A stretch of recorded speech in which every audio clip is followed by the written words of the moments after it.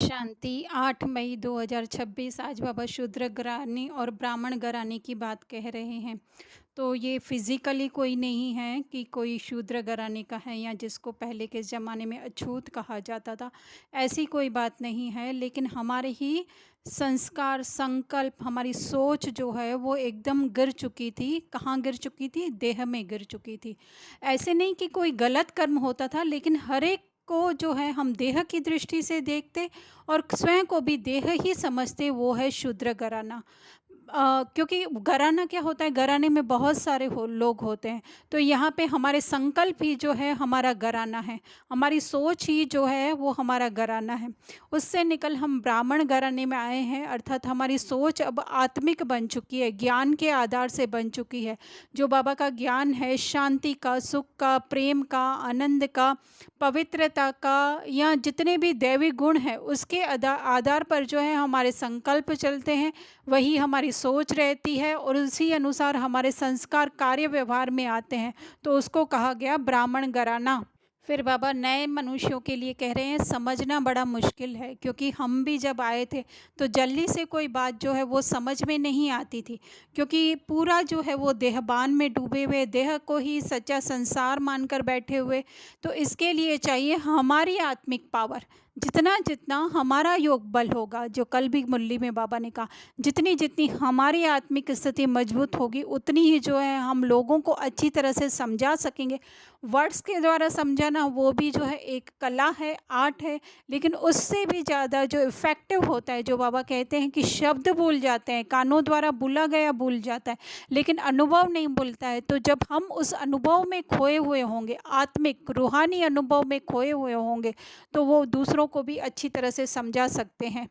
फिर डल बुद्धि की बाबा कह रहे हैं बात की, मनुष्यों की इतनी डल बुद्धि हो गई है।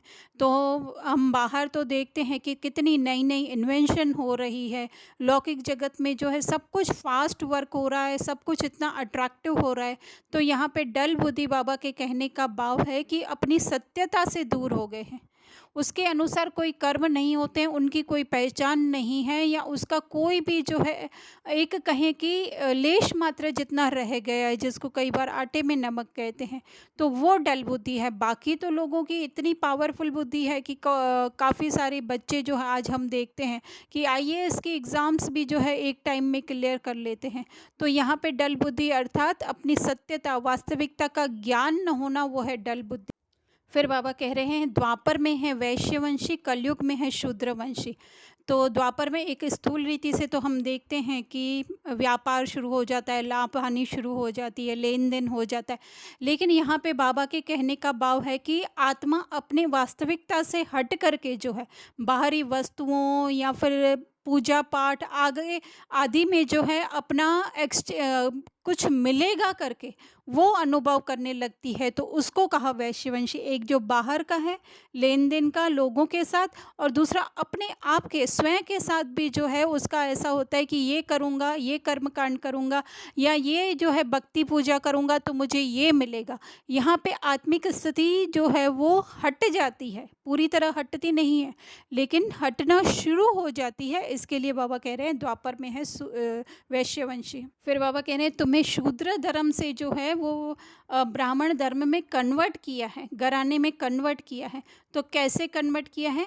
बाबा रोज़ रोज़ हमें ज्ञान की मुरली सुनाकर, जो हमारे शूद्र जैसे हमारे संकल्प, हमारा व्यवहार चलता था, हमारी सोच चलती थी, लोगों के साथ व्यवहार होता था, वो सब हटा करके जितना जितना मुरली हमको बाबा सुनाते जाते हैं, हम भी जो अपनी उस खाली अवस्था में बैठकर सुनते जाते हैं, उतना उतना हम ब्राह्मण धर्म में, ब्राह्मण घराने में कन्वर्ट होते जाते हैं। हम अर्थात हमारी वो ओरिजिनल स्थिति जो है, जो शूद्रों जैसी बिल्कुल जो है अपने को देह में डूबी हुई, देह की इच्छाएं, देह में जो भी लोभ लालच आता था उसमें जो डूबी हुई थी, उससे निकल करके कि इसके अलावा भी जो है हमारा सुख, इस ज्ञान के माध्यम से हम अतीन्द्रिय सुख का अनुभव करते हैं।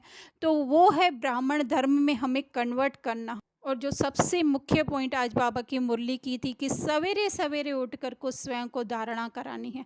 बाबा कह रहे समझते भी हैं, लेकिन किसी को समझा नहीं सकते हैं, अर्थात अभी तक बुद्धि की लाइन क्लियर नहीं हुई है। बुद्धि कहीं न कहीं इस लौकिक जगत में फँसी हुई है। तो उससे निकालने के लिए बाबा सवेरे का समय दे रहे हैं कि सवेरे जब हमारी बुद्धि शुद्ध होती है, उस समय बाबा का सहयोग हमें मिलता है। या कहें कार्यभार का जो है हमें कोई भी चिंता नहीं होती है। तो उस समय उठकर बार-बार स्वयं को स्मृति दिलाना, क्योंकि उस समय कार्य व्यवहार में नहीं आते हैं, नहीं होते हैं, तो वो देह का नाम वग़ैरह खींचता नहीं है। नहीं तो हर समय क्या होता है हम बहनों को तो कि ये करना है, वो करना है, एक्चुअली होता तो वो भाइयों को भी है। लेकिन फिर भी जो है एक माता का जो कर्तव्य होता है वो ज़्यादा ही सब लोग उसके ऊपर डिपेंडेंट होते हैं। तो सुबह से ही जो है वो शुरू हो जाता है, लेकिन अमृत वेले का ऐसा समय है जब हम अपनी स्थिति बना सकते हैं। तो स्थिति बनाने के लिए बाबा कह रहे हैं कि स्वयं सुबह सवेरे-सवेरे उठकर स्वयं को ही जो वो धारणा करानी, स्वयं को ही वो स्मृति दिलानी है हमें कि मैं ये देह नहीं हूँ, मैं आत्मा हूँ। फिर तो हमें अलौकिक अनुभव होते हैं, ऐसी-ऐसी बाबा बुद्धि में बातें टच करते हैं जो हम सारे दिन में नहीं कर पाते।